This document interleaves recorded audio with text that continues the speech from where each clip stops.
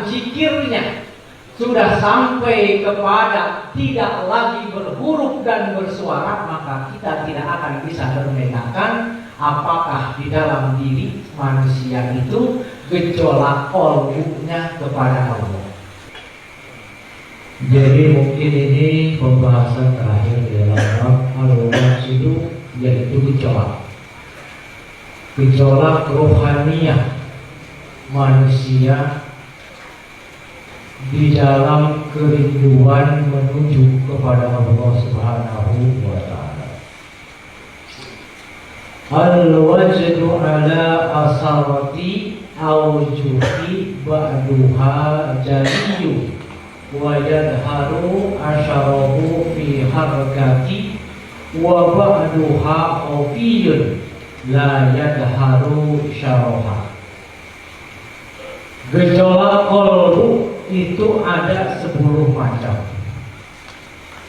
di mana yang 10 ini ialah gejolak qalbu rohaninya yang bercahaya qalbu itu menuju kepada Allah. Dan kemarin kita telah bedakan mana gejolak qalbu yang disertai oleh nafsu, mana gejolak qalbu yang datangnya murni dari Allah. Nah, kemarin telah kita bedakan. Apa caranya? Nah, ada tanda-tanda bagaimana supaya awal itu bertingkah itu betul. Seperti itu.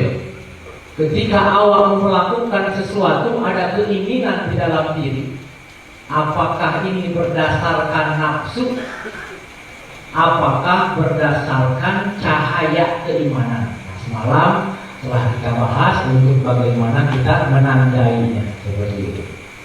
Terkadang betul menurut akal belum tentu betul dalam pandangan Allah, karena akal bisa saja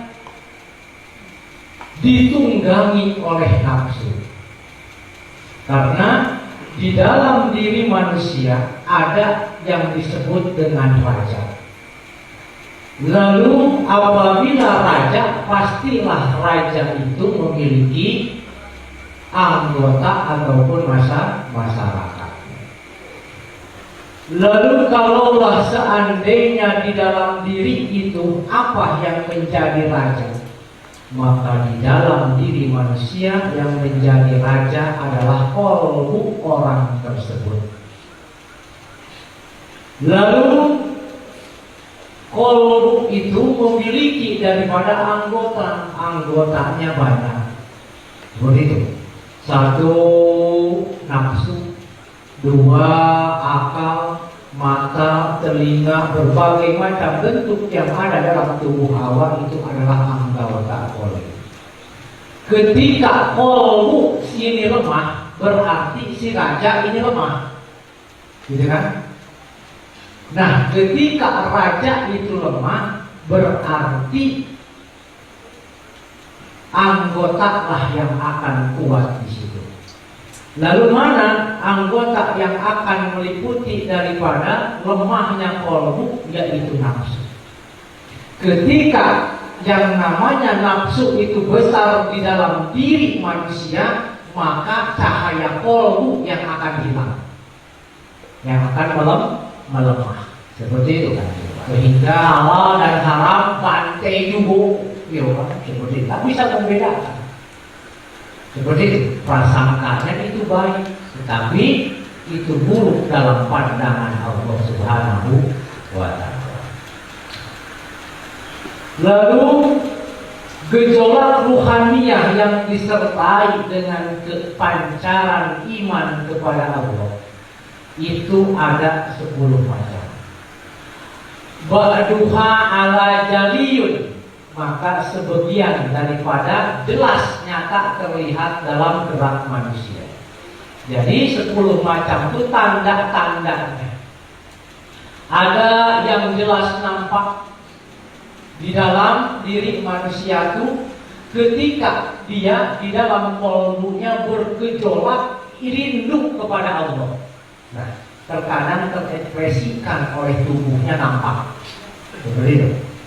Lalu ada ciri yang samar, tak bisa dipandang oleh mata. ketika gejolak kolbu manusia yang merindukan untuk jumpa kepada Allah.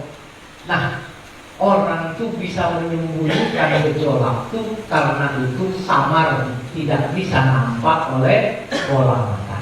Ada yang nampak jelas, ada yang samar disamarkan oleh Allah ciri-ciri. Lalu kama salil qalbu ila dzikrillah, yang samar ketika orang senantiasa bergejolak qalbunya rindu kepada Allah, lalu nampak samar, tidak bisa dibedakan orang itu karena tidak ada ekspresi daripada gerak tubuhnya, yaitu ketika orang itu sudah sampai kepada zikir yang tidak berhuruf dan tidak bersuara. Ketika seseorang hamba tingkatan zikirnya sudah sampai kepada tidak lagi berhuruf dan bersuara, maka kita tidak akan bisa membedakan apakah di dalam diri manusia itu gejolak kolbunya kepada Allah, karena tidak bisa, tidak adanya gerak tubuh. Nah, ciri orang ini yang sudah duduk kepada sifat fana, maka dia sudah bisa melaksanakan zikir tanpa huruf dan tanpa suara. Batiniahnya yang berzikir kepada Allah sehingga tidak ada ekspresi di dalam dirinya tadi.